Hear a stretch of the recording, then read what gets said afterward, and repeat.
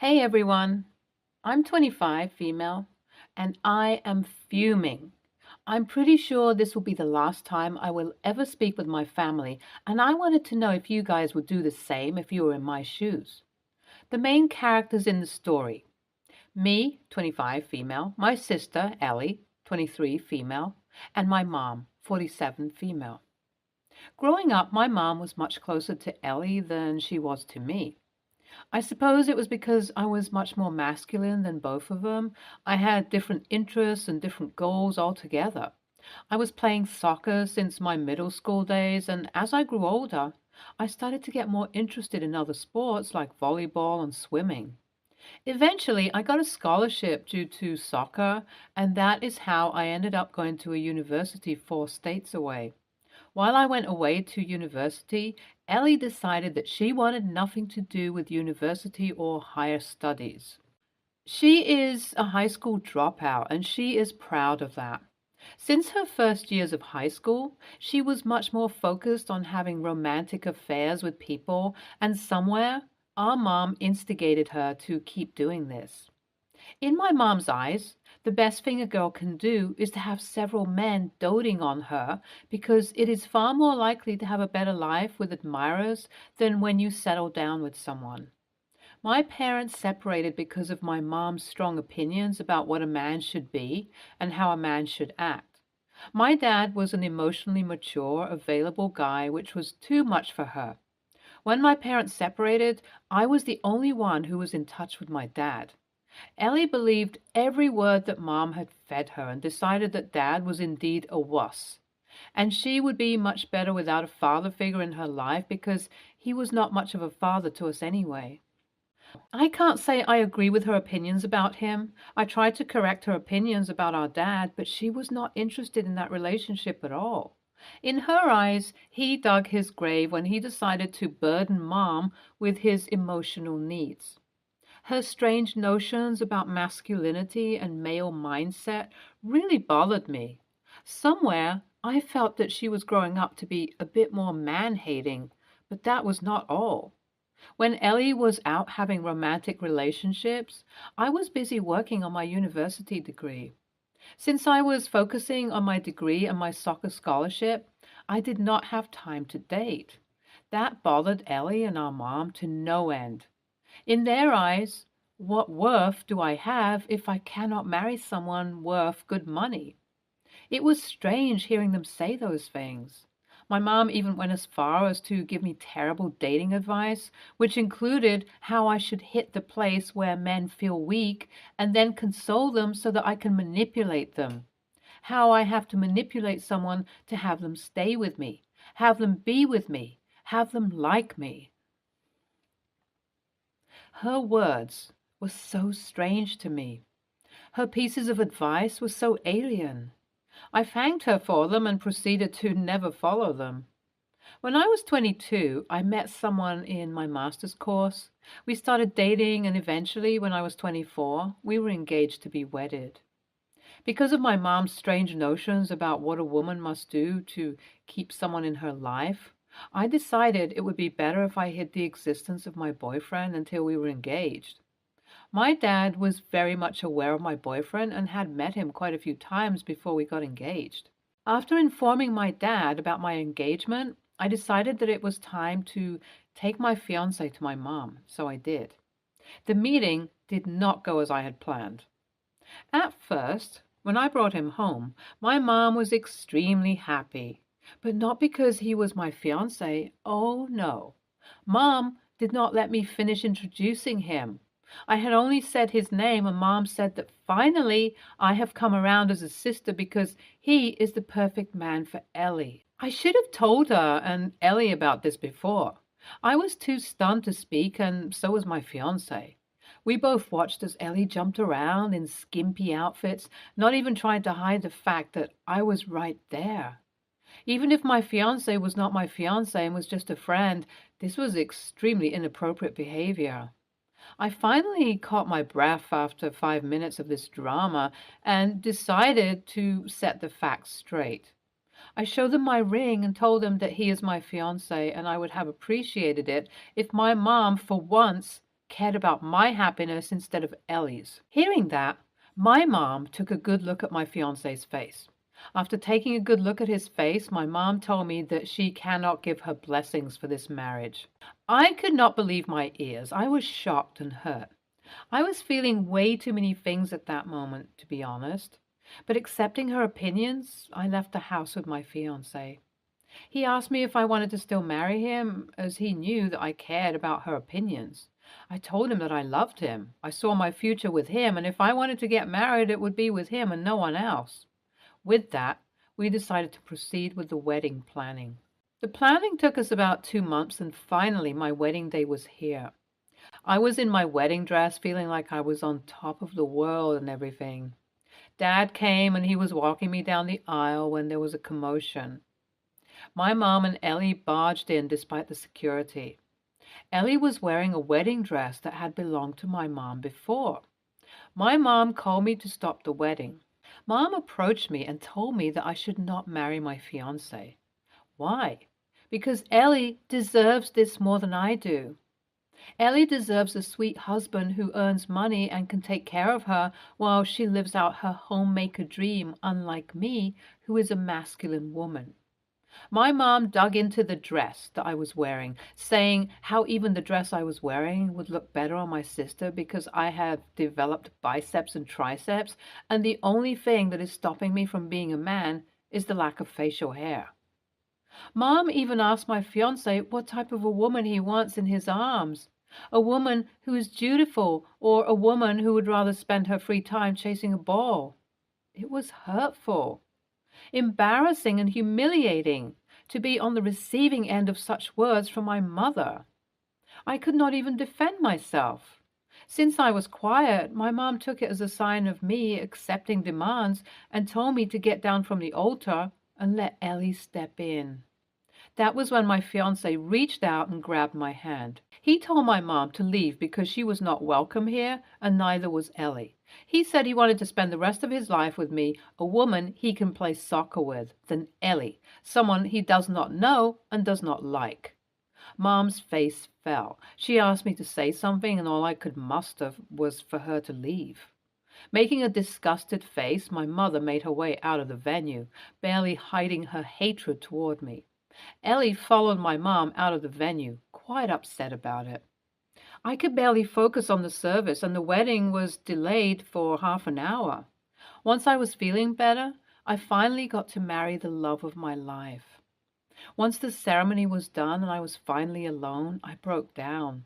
I do not understand why my mom did what she did. Am I so wrong to want to be married even though I am a masculine person? I do not understand. Update 1. Hey everyone. Thank you for all the sweet words you all left in my DMs and comments. I did not have the opportunity to reply to all of them, but I assure you I have read them all, and I appreciate you all very much for taking time out of your day and reading all this. Yes, my mom and I were never close because of my interest in sports. Ellie and Mom do not look much more similar than me and Mom. I take after my dad. Mom did try to poison us against Dad after the separation. She succeeded when it came to Ellie and not when it came to me. Mom did notice that Dad was present at the ceremony, and I do not think she was very happy about it. I have received a few messages from my mom, but I have not managed the courage to actually open them and see what the contents of those messages are. Update 2. I opened the messages she sent me. In my mom's eyes, she hated that I married someone who would have been perfect for my sister. In her eyes, I stole the perfect opportunity for Ellie to have the perfect life she was always dreamed of by marrying him. I do not understand why she wants to care about Ellie's happiness and not mine. When I mentioned that to her, my mom told me that she did not bring me up to be such a hateful person who enjoys being envious of others.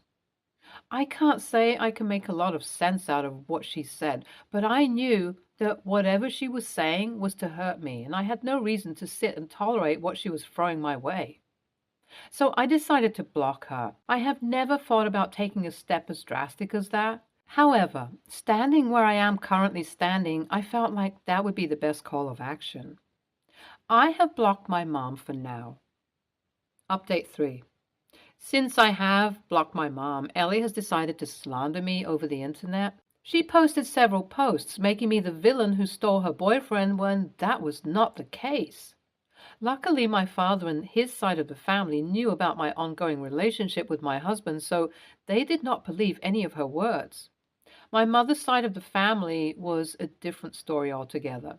But either way, it is all right. I am not too worried about it. I have blocked her as well, and I do not plan on unblocking her either. Mom's family has contacted me, and I have explained the situation to some of them. The ones who believed me were left unblocked. The ones who did not believe me got blocked. I feel no regret whatsoever, and that is about it. I hope to have a happy life with my husband, and I am not going to let my toxic family ruin my chances at happiness. Wow, your mom has some rather archaic and toxic values. You deserve so much better. I cannot imagine why she thought it would be appropriate to do what she did. You are NTA for blocking her, by the way. NTA, you should block your mom and Ellie and everyone else who thinks what they did is appropriate because this is not appropriate at all. Next story. I, 26 female, am my mom's 54 female child and only daughter to my dad, who she met after breaking up with my uncle, Bob, 53 male, who had cheated on her with my aunt, 51 female, and was pressured into marriage by their parents, finding out Jane was pregnant with my cousin Amelia, 32 female. I'm not sure about all the details, but from what I've gathered, Bob started sleeping with Jane because she was willing, while my mom wanted to wait until marriage. My grandparents were very religious and traditionalists. My mom was devastated and cut Bob and Amelia out of her life for years and went LC with my grandparents after they retired, pushing for reconciliation after Amelia was born. Eventually, my mom met my dad and got engaged, and I guess by that point she was truly over Bob because she invited him, Jane, Amelia, and their son, Bob Jr., 28 male, to the wedding. Jane was bummed out that she couldn't be a bridesmaid or that my mom made my godsister her flower girl instead of Amelia, and there was an argument. Before the wedding, there was a sit-down between my parents, Bob, Jane, and my maternal grandparents, where my mom said that she was willing to have some type of relationship with all of them, but only under the condition that they all agreed to never speak about the past again. From that day on, me and my cousins all grew up together and never knew the truth. And I thought we were all one big happy family. So I was surprised my mom wasn't as sympathetic as I thought she should be when it turned out that Bob had been cheating on my aunt multiple times with different women. They later divorced after Bob had gotten one of his flings pregnant. Bob moved away and barely saw my cousins, but he always sent me cards, presents, and messages. I also didn't find out until later, but he actually paid for my college in secret, so I didn't have any debt, while Amelia and Bob only got partial help from him. Recently, my Uncle Bob passed away, and his lawyer requested that I attend a will reading, and I went to support my cousins. I was floored when I realized that I got almost everything.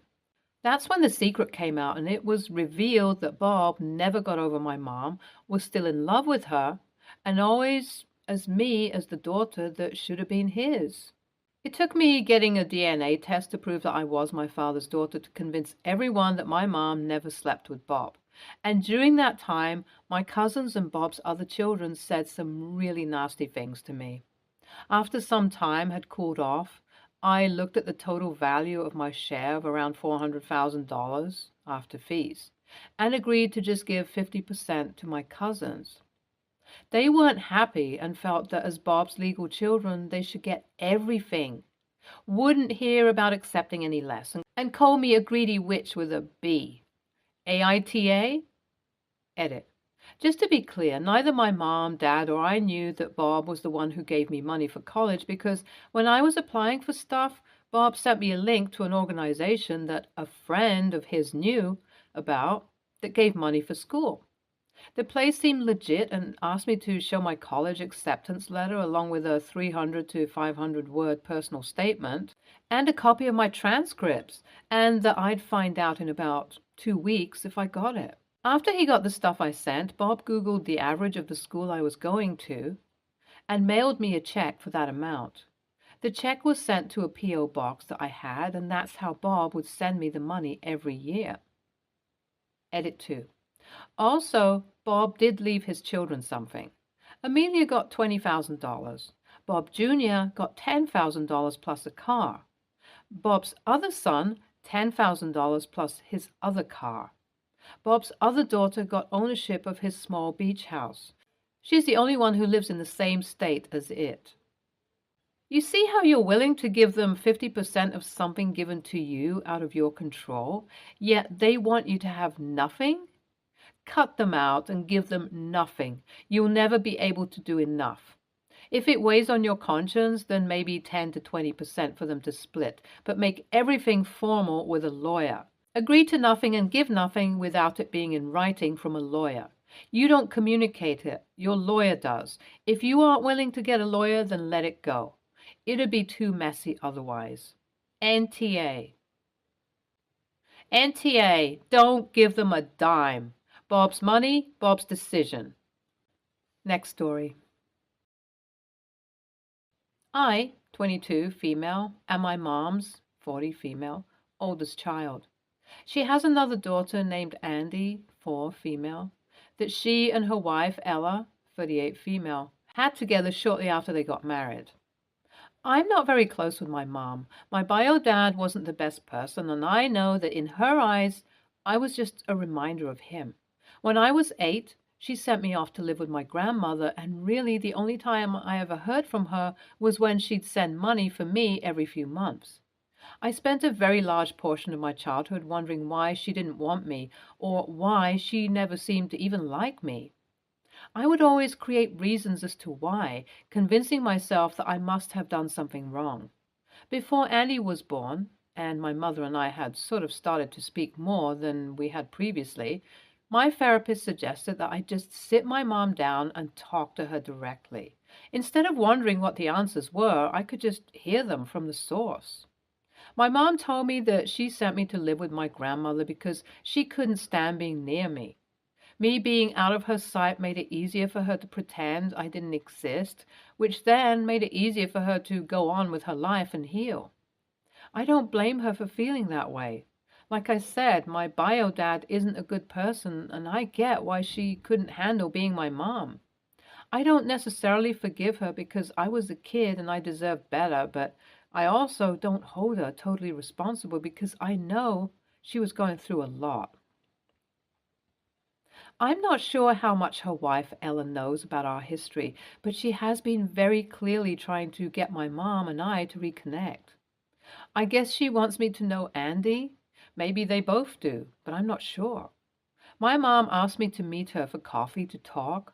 While we were at the coffee place, she told me that she was sorry about how things played out between us and that she hoped her apology was enough for me to forgive her. I said that it meant a lot to hear her say sorry, but that her saying it wasn't enough for me to just forgive and forget it all.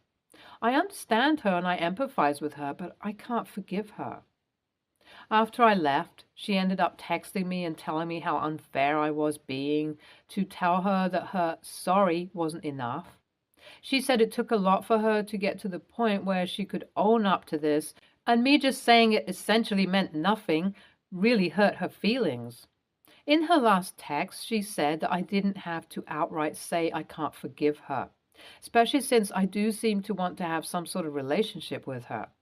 I could have just kept that info to myself. I guess she's right. I definitely didn't have to say it, but I did. Edit. Please read my comments for further context. Sorry, I didn't include it here. But my mother isn't a narcissist, and I don't think she's a bad person. I think we're both unfortunately products of our situations, and I'm not mad at her. Not really.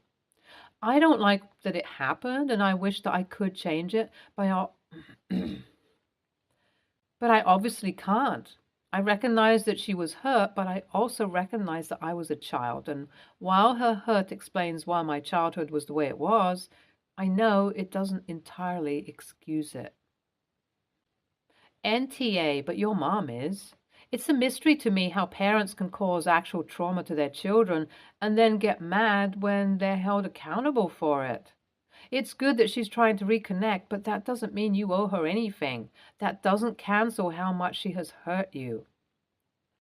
NTA at all.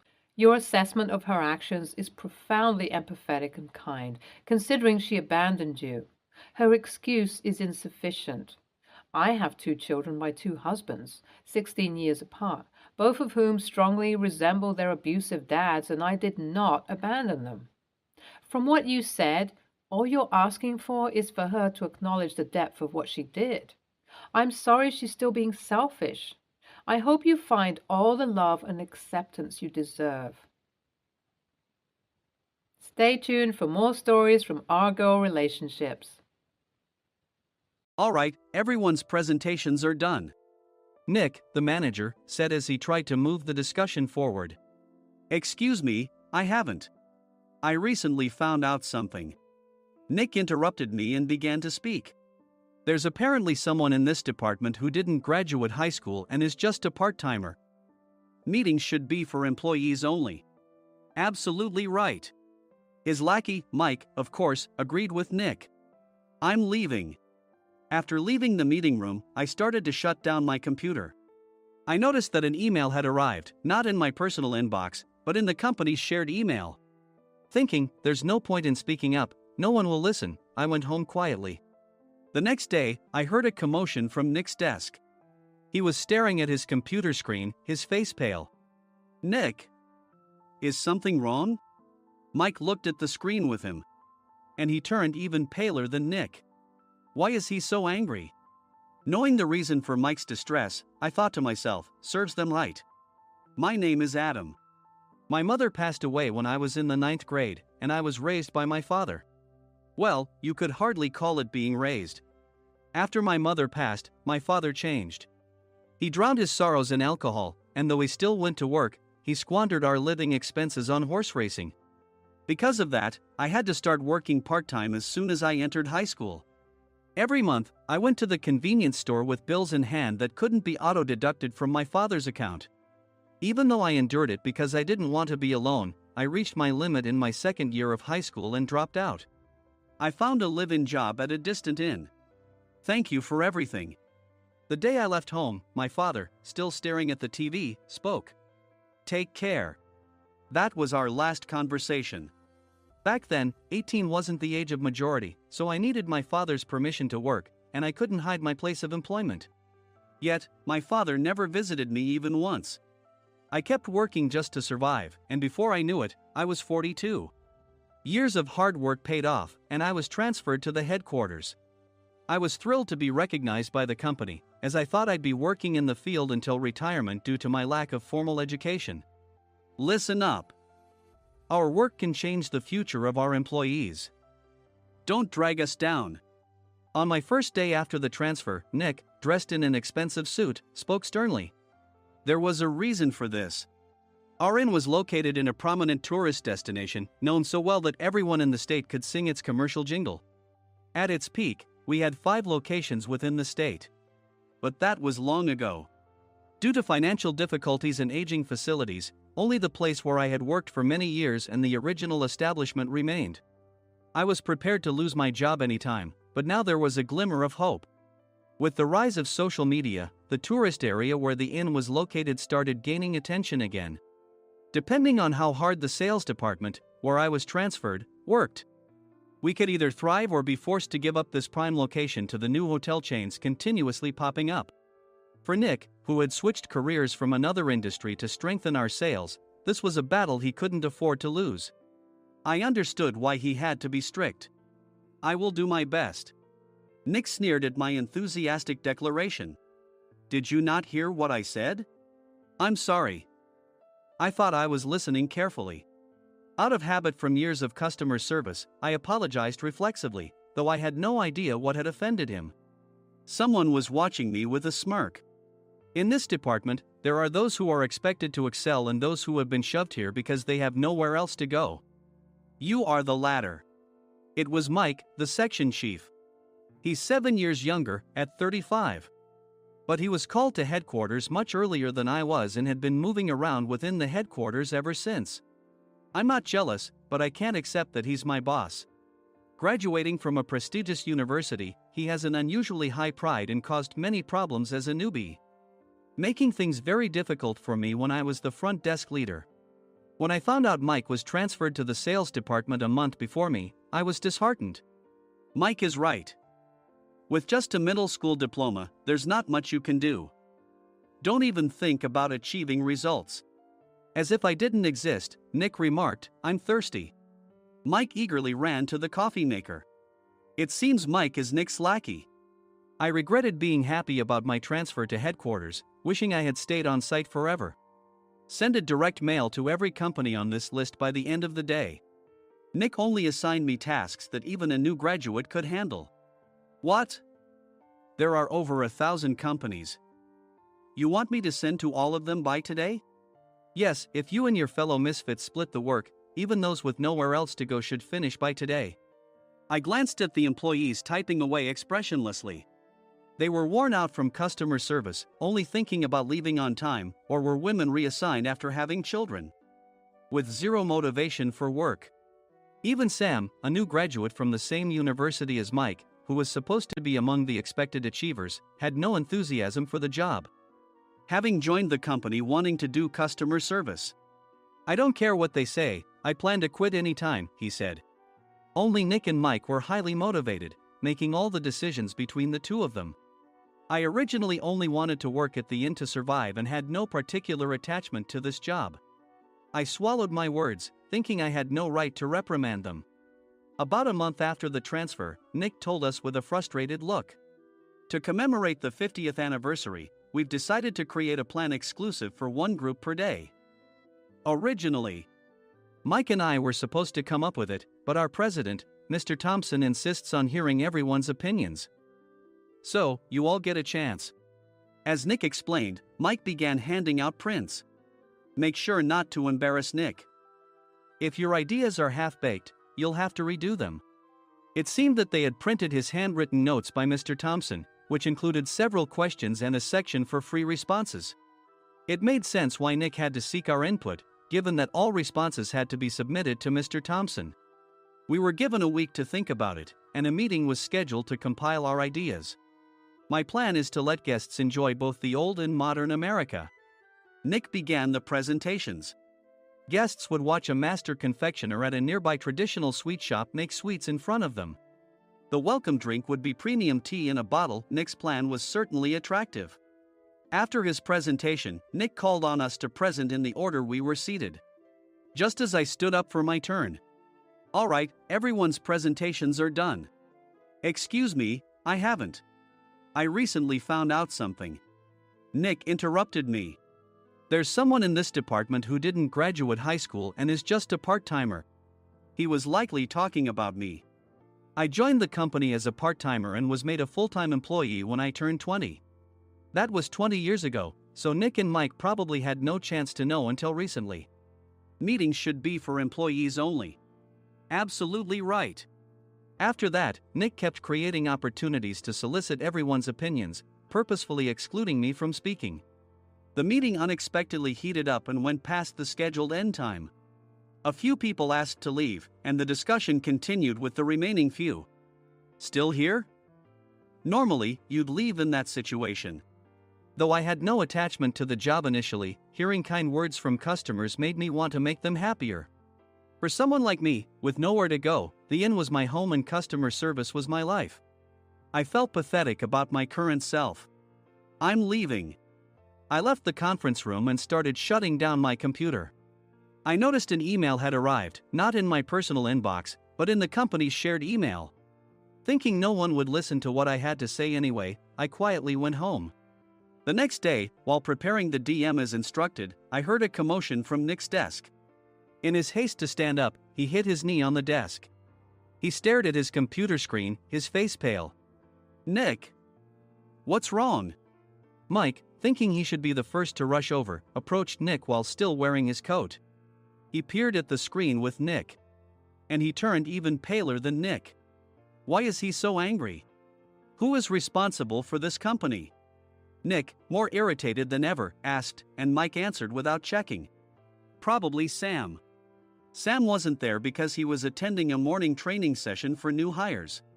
Nick gave up on getting angry and returned his gaze to the screen. They were looking at an email that arrived right after the end of the working day yesterday. Apparently, no one, including me, had checked it before leaving. The email was from a large company that used us for their annual employee trips. The president and executives of that company also frequently used our services personally. President of the company, Mr. Mason himself, had declared that neither he nor his company would ever use our services again. Well, some companies cancel their employee trips or stop using our services due to financial struggles. Let's just move on. Mike kept wiping the sweat from his forehead with a handkerchief. Knowing why Mike was so agitated, I quietly watched their interaction. Do you know how much revenue we get from that company? We can find other guests to fill the rooms, but we'll lose the banquet costs, gift shop revenue, rental car fees, and more. Moreover, the gifts were supposed to be prepared by the traditional confectionery shop involved in Nick's proposed plan. If it's known that we incurred such a huge loss at this critical time, Nick's position in the company would be jeopardized. Nick took a deep breath, seemingly trying to calm himself. All right, Mike. Go to New York right now and apologize to Mr. Mason. What? You're coming with me, right? I have urgent work to do. I trust you, which is why I'm entrusting this to you. Please. Mike, believing Nick's sincerity, agreed with a determined look on his face, saying, yes. That's Nick for you. Even if Mike went to apologize, Nick would shift all the blame onto him if the client didn't change their mind. Well, it was Mike's fault to begin with, so it served him right. About 3 hours later, Sam answered a call from somewhere and repeatedly apologized, saying, I'm very sorry. Everyone watched to see what was happening. After ending the call, he informed Nick with a weary tone. When Mike arrived at the client's company, he only made things worse, further infuriating Mr. Mason. He was demanding, get his boss here immediately. It was no wonder Sam was exhausted, dealing with such a call right after returning from training. What is that idiot doing? All right, Adam, you're coming with me. If sacrificing Mike didn't work, then I must be next. Normally, I'd want to refuse at all costs, but I saw an opportunity in this situation. If I can be of assistance, I'd be happy to join you. I immediately followed Nick, and we flew to New York. When we introduced ourselves at the reception, it became clear how serious the situation was, as the receptionist personally escorted us to the president's office. Angry voices leaked through the door, making both Nick and me uneasy. Excuse me. I'm Nick, the supervisor. I understand my subordinate has caused you trouble, and I deeply apologize. Nick, with his experience in the corporate world, knew enough to offer an apology before excuses. However, his customer service skills left much to be desired. I sighed as I saw Mike trembling like a small dog in the corner of the room. What kind of training are you giving your subordinates? Mr. Mason glared at Nick with a red face. The intensity of his gaze made even Nick take a step back. Regrettably, I joined this company only 2 years ago and was unaware of Mike's issues. I should have identified his shortcomings sooner. Indeed. I should have realized sooner. No sensible person would come to apologize and then give a lengthy presentation on the drawbacks of not using their inn. Nick froze, his mouth slightly open. Suspecting the worst, I picked up the documents that had fallen to the floor. It seemed Mike hastily prepared these documents on the plane, listing the disadvantages. Disadvantage 1, if you change the venue for the company trip, employees might suspect it's for cost-cutting reasons, leading to a negative impression. Reading it aloud half-jokingly, Nick snatched the papers from my hand and checked the contents with a furious expression. Among the stack of documents was a receipt from a nearby convenience store's copy machine. I felt a pang of dread, hoping he hadn't shown the receipt as well. What do you think he said when I asked what kind of nerve he had to do this? I'm very sorry. Faced with the dire situation, Nick must have thought there was nothing left to do but apologize. In a voice smaller than I'd ever heard from him, he uttered words of apology. He said, "I'm a Harvard graduate. I don't believe I said anything wrong." "Mike! What have you done?" Forgetting his plan to pin the blame on Mike, Nick yelled loudly, even in front of Mr. Mason. "I didn't do anything wrong." "You're still saying that?" "Look at him." Mike pointed at me with a shaking hand. "I was assigned to headquarters in my 20s and now I'm a section chief. This guy only made it to headquarters at 42. Everything I've done proves I was right. So why are we losing the contract?" Having said his piece, Mike collapsed to the floor. "Of course. You were sent there because you had nowhere else to go." Mike never expected to hear such words from someone he looked down upon. He lunged at me, and Nick hurriedly stepped in to stop him. "Mr. Thompson told me Mike is a quick thinker, and to take good care of him." There's no way he was pushed aside. "Don't make things worse here." "He didn't say quick thinker, he said only quick-witted, didn't he?" I don't remember that part." I recalled the many troubles Mike caused when he was a newbie. When Mike was on the front line, his pride was so high that he never apologized to customers. Customer service, especially in our job, doesn't work alone. It brings both good and bad situations. If the front staff or housekeepers made mistakes, or the cleaning company didn't properly clean a room, one had to apologize to the customers regardless of personal fault. Mike, in such situations, would never apologize, insisting he wasn't at fault. This often angered customers, and as the front desk leader, I frequently had to apologize on his behalf. He caused complaints and disrupted operations, which is why he was quickly moved to headquarters. In departments where he didn't interact directly with customers, his quick thinking was beneficial and things went well. But it seemed his flaws were starting to show. Corporate reservations are supposed to be entered into the system by the sales representative. But a quick check yesterday revealed that more than 10 items were missing from the client's reservation. The handover document clearly stated what needed to be prepared. Why didn't you enter it into the system? Why do we have to give them special treatment? Filling rooms near the banquet hall, setting up all the food in advance. Specifying the brand of wine, they're too demanding. No wonder he always angered customers, I thought, feeling a headache coming on. Grouping them in rooms near the banquet hall is for our benefit too. It makes it easier for the staff to set up beds and serve breakfast since everyone's schedule is synchronized. As for the other requests, Mr. Mason suggested them to lighten our load. I didn't know that. Nick finally seemed to realize that Mike was the one who had angered the client. What did you say to them? I just told them we wouldn't give them special treatment anymore. We shouldn't waste effort on things that don't bring in money. I was utterly exasperated at his lack of understanding of customer service. Of course, we shouldn't comply with unreasonable demands. But carrying over successful practices from past stays makes customers feel remembered and enhances their experience. Good memories encourage repeat visits. That's part of our job. I looked down at Mike, who was sitting on the floor. In our job, nothing is a waste. Mr. Thompson likely moved you to the sales department, hoping you'd finally understand this. How do you think he feels now that you've failed to meet his expectations? Mike, tears in his eyes, fled the president's office. I was amazed he still hadn't apologized. You have it tough, Adam. It's okay, we're all employees of the same company. I deeply apologize for this disrespectful incident. Especially after all the care you've shown us.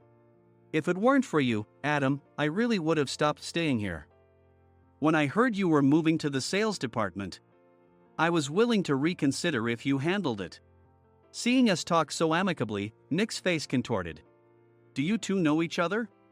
Adam's service is excellent. I always requested him specifically. Normally, we don't accept specific staff requests, but we made an exception for Mr. Mason, adjusting my shifts accordingly. He had personally stayed at our hotel just before my transfer, and during casual conversation, I mentioned, I'm moving to the sales department soon. If I hadn't told him then, things could have been much worse. Please continue to take care of us. I look forward to it. On the return flight, Nick awkwardly offered me a can of beer. It's still working hours. Of course, I had no intention of forgiving him for a single beer. Nick might try to pin everything on Mike and avoid any consequences. While pondering this, a startling fact came to light. Nick, the tea bottles for the plan have arrived. I handed Nick a bottle labeled with our inn's name. They look good. What are you talking about? These are plastic bottles. I had assumed we would use the trendy, high-end bottling tea. But what arrived were ordinary plastic bottles of tea with customized labels. The only unique aspect was the label, which had the inn's name, making it look customized. Upon further investigation, I discovered that a substantial amount of money was set to be paid to the tea company. It was priced like bottling tea. Does this plastic bottle really cost $100 each? The tea inside is specially blended for us. The extra cost is for that. Wouldn't it be better to use another tea company? Or is there a specific reason we must use this one? As Nick continued to make excuses, I showed him a printed email. I informed the tea company's president, Mr. Mitchell, that we discovered irregular payments and he confessed. He said you two were high school classmates and planned to split the extra money. That idiot. Why did he confess? That's not important. You should worry about yourself, this could turn into a police matter. Opening the bottle cap, I suggested. How about calming down with this tea? It supposedly has a relaxing effect. Nick drank the tea frantically. In the following days, decisions were made about their fates. Mike was reassigned to the General Affairs Department, with no chance of transfer or promotion, as per Mr. Thompson's orders. As for Nick, since the payment to the tea company hadn't yet been made, he narrowly avoided legal trouble. Instead, he was encouraged to leave the company, and to avoid further complications, Nick submitted his resignation. Rumor has it that connections between HR departments have made it difficult for him to find new employment. Even though it was good to have those two gone, something unexpected happened in the sales department. Everyone became motivated and united in refining the 50th anniversary plan. In the end, my plan was adopted. We collaborated with the Tourist Information Center to provide personalized guides. The plan, tailored to the number of guests, was truly special for the 50th anniversary. Hey, is Adam's family coming to stay? I immediately booked that special plan for my family. Sam noticed it on the reservation list and quickly picked up on it. Yes, I'm inviting my father. That's great. I might invite my parents too. I lacked the courage to face my father just as Adam. But here, with the confidence Mr. Mason praised, I felt ready. The 50th anniversary plan was a perfect opportunity to reconnect with my father. I hoped to bring back the days when we could laugh together as we once did.